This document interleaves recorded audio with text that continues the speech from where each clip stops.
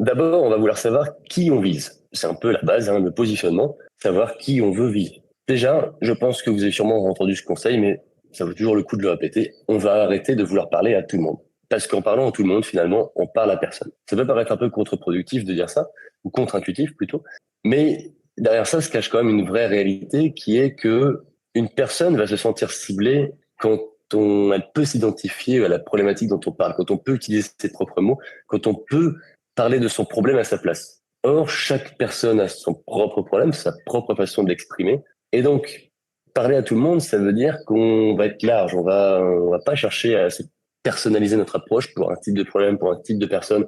Et donc, derrière, le ciblage est pas, voilà, il est pas très parlant pour la personne derrière qui va pas s'identifier parce que, voilà, j'aide tout le monde. Ok, c'est cool, mais du coup, c'est un peu les questions à la con, entre guillemets, qu'on peut entendre quand c'est comme ça. C'est, voilà, t'expliques que t'aides tout le monde et la personne dit, ouais, mais du coup, t'aides quand même les gens comme moi qui sont comme ci, comme ça. Parce que les gens, ce qu'ils veulent, c'est être rassurés. Ils veulent être sûrs qu'on va les aider eux.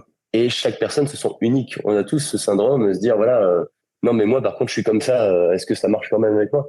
Et donc, en parlant de manière générale, on peut pas toucher. Parce que les gens, voilà, ils sont uniques. Ils veulent qu'on s'adresse avec leurs mots. Ils veulent sentir qu'on les a compris eux. Et pour ça, il faut forcément utiliser leur vocabulaire. Il faut les cibler eux. Voilà, il faut se spécialiser.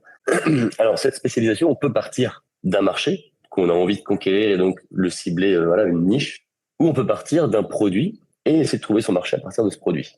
Pour choisir son marché, les conseils que je peux donner, même s'il n'y a pas de, je dirais, de mots, enfin, s'il peut y avoir des mauvais marchés, mais justement, les conseils qu'on peut avoir derrière, c'est donc de cibler des gens avec de l'argent. C'est préférable. Ça ne veut pas dire que si les gens n'ont pas d'argent, vous ne pourrez pas vendre quoi que ce soit, mais l'approche risque d'être un peu différente. Mais voilà, je veux dire, les jouets pour enfants, les enfants n'ont pas d'argent. Mais ça veut dire que derrière, on parle aux parents qui, eux, en ont. Quand on vend aux étudiants, les étudiants n'ont pas d'argent. Donc du coup, l'astuce, c'est peut-être d'essayer de parler aux parents en fonction du produit, ou bien d'avoir des produits qui vont vraiment pas être chers pour que même les étudiants puissent quand même se l'offrir. Mais en règle générale, si on veut faciliter les choses, on va vouloir faire en sorte de parler à des gens qui ont de l'argent. Ensuite, on va vouloir aussi chercher un marché qui soit suffisamment nombreux. Parce que, c'est bien beau de vouloir cibler et de nicher, mais si on cible tellement fort que finalement, dans le monde entier, il y a que 10 personnes qui correspondent et qu'en plus, on peut pas vendre un produit à 100 000 balles pour ça, on va vite être limité et ça va pas forcément être très rentable. Donc, on veut quand même s'assurer que notre fragment de marché soit assez nombreux. Vous allez voir, finalement, le nichage, c'est pas de chercher un segment de population vachement petit que personne ne cible. Ce qu'on veut, c'est surtout cibler un marché avec lequel on est à l'aise parce qu'on sait comment les toucher, on sait comment leur parler et on sait comment on veut se différencier dans ce marché-là.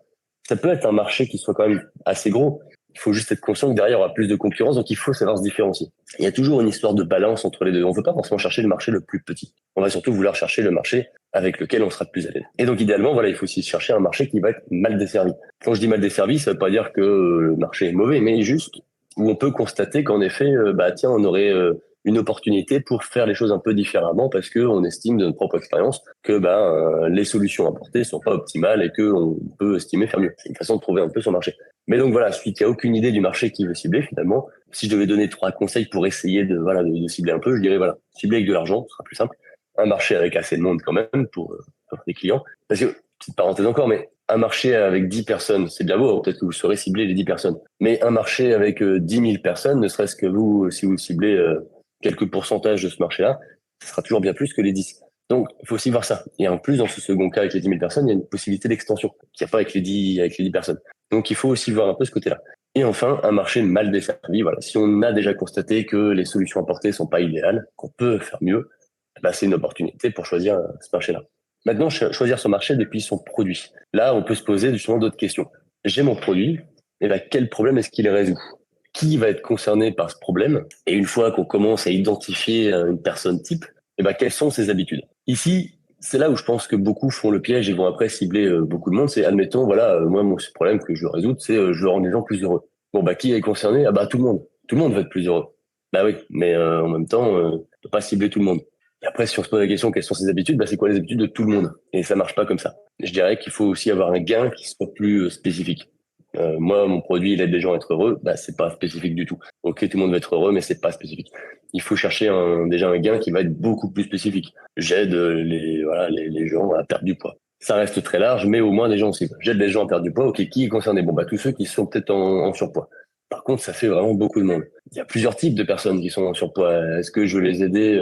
Est-ce que je vais les aider plutôt celles qui, je sais pas, d'anciennes femmes qui ont, enfin, d'anciennes femmes, non, pas d'anciennes femmes, des femmes qui ont accouché, qui étaient enceintes, qui ont accouché et qui ont gardé un surpoids de leur grossesse. Bah, peut-être que voilà, ça peut faire un segment, une niche sur des femmes, enfin des personnes en surpoids et qui veulent perdre du poids, ou bien voilà des personnes qui sont en dépression, ou c'est quoi, qui du coup se sont laissées aller. Enfin, on peut imaginer en fait pas mal d'histoires, pas mal de cas, types de clients en fait qui ont tous leur propre histoire et on va essayer voilà de cibler un marché là-dedans.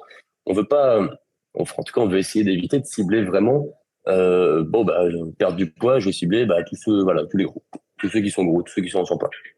Non, parce qu'ils ont une histoire différente. Ils ont des raisons différentes aussi de vouloir perdre leur surpoids. Donc il faut essayer d'identifier ça et de voilà de se dire voilà qui est concerné ou en tout cas qui moi je veux concerner en fait là-dedans. Qui je veux cibler dans ceux qui pourraient être concernés. Et on fait ensuite une fois qu'on a ça, on va essayer de déterminer quelles sont leurs habitudes pour établir un avatar un peu plus précis. Alors c'est là qu'on va commencer à se dire bon bah ok c'est peut-être un homme ou c'est peut-être une femme ou c'est peut-être les deux qui va être entre tel et tel âge et qui a tel type de travail, qui passe sa journée sur tel réseau social. On veut essayer de dresser une sorte de portrait robot. À ce stade-là, on veut avoir des préjugés, des clichés, même si c'est pas bien dans la vie de tous les jours, mais en marketing, c'est un peu ce qu'on veut, parce qu'on veut mettre les gens dans des cases, parce que voilà, c'est dans ces cases-là qu'on va pouvoir mettre du monde et faire son ciblage.